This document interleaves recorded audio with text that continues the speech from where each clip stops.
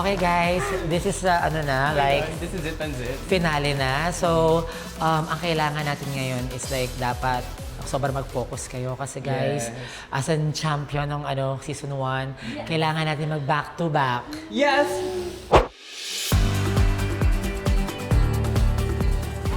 Feel ko super aligned kasi ayun, we have Coach Maki as our coach. Tapos itong sayaw na to, parang as a duo kaming chow chow chow chow chow chow chow chow chow chow chow chow. I feel like this is us.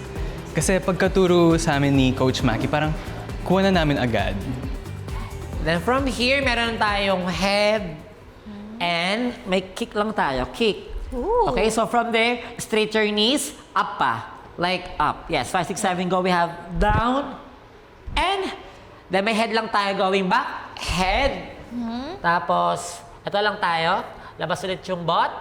Tapos bend yung knees. Tapos step lang natin yung right leg, then left hand. 5, 6, 7, go. 1, 2, 3. Recover. 4. Up.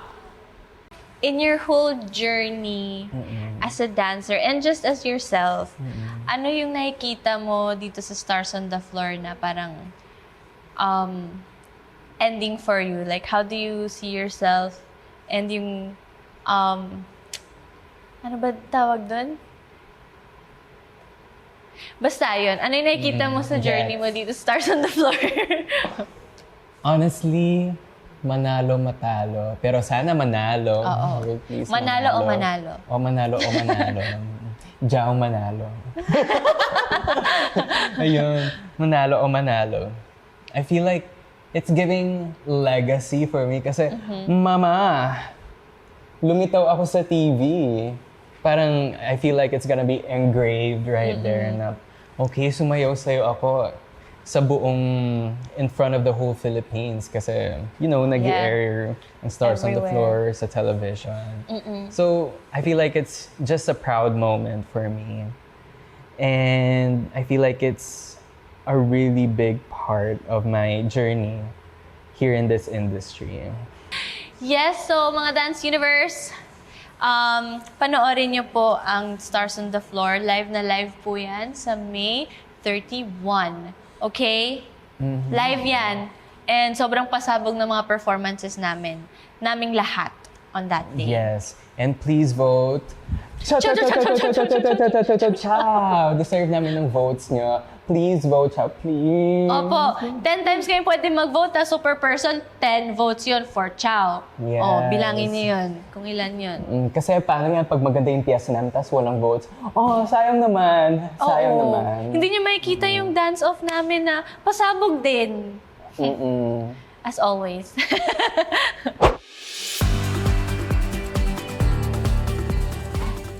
So ate, ano yung nai-imagine mong ending mo sa Stars on the Floor? Alam mo, honestly, if I can confess, I think start pa lang, ini-imagine ko, hindi ako aabot sa finale episode. Parang natatakot ako sa self ko na anytime mag-give up ako or ayoko na, kaya na nila yan. Makakahanap naman siguro sila ng tunay na may dancing background that can fill in my spot.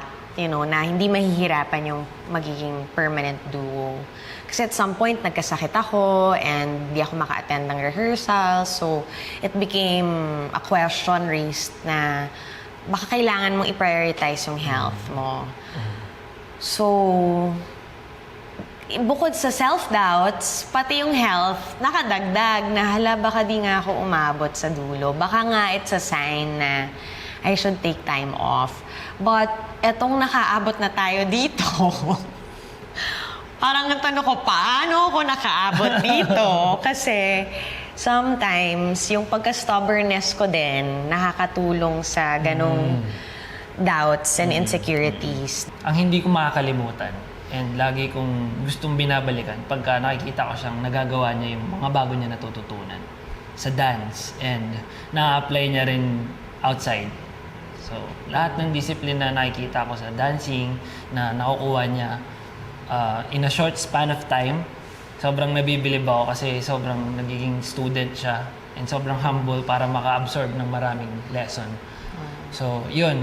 Parang dun, pag naaalala ko yun, ina-apply ko rin sa sarili ko na be humble, nahayaan mo matuto ka pa rin sa ibang tao, na may bago ka pa rin matutunan.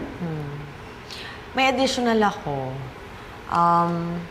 Hindi ko makakalimutan na nabugaan ko siya ng tubig. Yeah. Sasabihin ko na sa Akala ko kanya. yun yung sasabihin mo. Sasabihin ko na eh. Oo. Nabugayan niya ako ng tubig sa Diba mukha. sync na yung utak talaga? Episode 1, first pyesa. Oo, parang sinabi mo na, Hoy! Gising! Parang ginanon ako Oy! I claim you as my partner. Oo. May laway na yung mukha mo. Akala ko kasi sa palabas lang nangyayari eh. Sumabog Bugaan ako sa eh. mukha eh. So ayun, Dance Universe.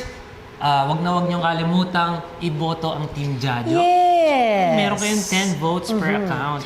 J-A-J-O. Jadyo. Yes. At syempre, wag niyo kalimutan panoorin ang dance piece namin kasi hindi lang kami ang mananalo, kundi kayo rin. Yes! Yun talaga yun. Di ba? Ayun na yun. Yun na yung pinaka-teaser namin. Tatawa na lang kayo. Tatawa kayo.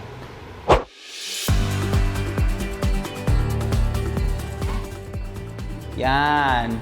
Tapos medyo closer pa kayo. Parang ano talaga kayo, nagtutulungan. 5, 6, from open. 5, 6, 7, go. Boom! Stop. Pagka-stop nyo dito, may diretso tayo dito ganito. So, Denise left hand, Paul right hand. Baby. Done. Yan. Tapos, from there, medyo side mo lang Denise ng konti para mas... Yan. So, parang tinuro nyo sila, kayong lahat. Panoorin nyo kami sa amin to. Yan. Iwasan mo lang, Paul, gumanto Iwasan mo lang yan. So, ganito lang. Bam, bam. Tapos, samahan natin ng konting upper body para mas malakas. Bam, bam. So, patingin ako ng open. Pahingi ako ng turo. Bam, bam. 5, 6. 5, 6, 7, and open. Turo. Bam, bam. Yes.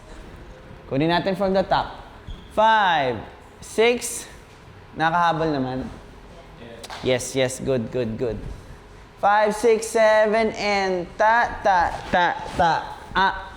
Boom, boom. And up. Turo. Bam, bam.